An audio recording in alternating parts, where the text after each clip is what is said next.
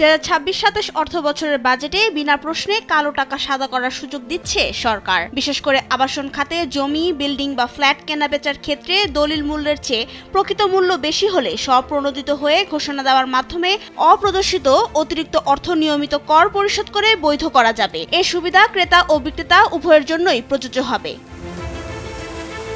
জানা গেছে, প্রস্তাবিত ধারাটি কোনো করদাতার জমি, ভবন বা অ্যাপার্টমেন্ট কেনাবেচার প্রকৃত মূল্য দলিল মূল্যের চেয়ে বেশি হলে তিনি ওই অপ্রদর্শিত অর্থের ওপর ব্যক্তিশ্রেণীর জন্য প্রযোজ্য নিয়মিত কর হারের আয়কর পরিশোধ করতে পারবেন। অর্থ আইন বা বাংলাদেশের প্রচলিত অন্য কোনো আইনে যাই থাকুক না কেন, কোনো ব্যক্তি স্বপ্রণোদিত হয়ে এই কর পরিশোধ করলে সেই বিষয়ে কোনো প্রশ্ন উত্থাপন বা কার্যক্রম গ্রহণ করা যাবে না।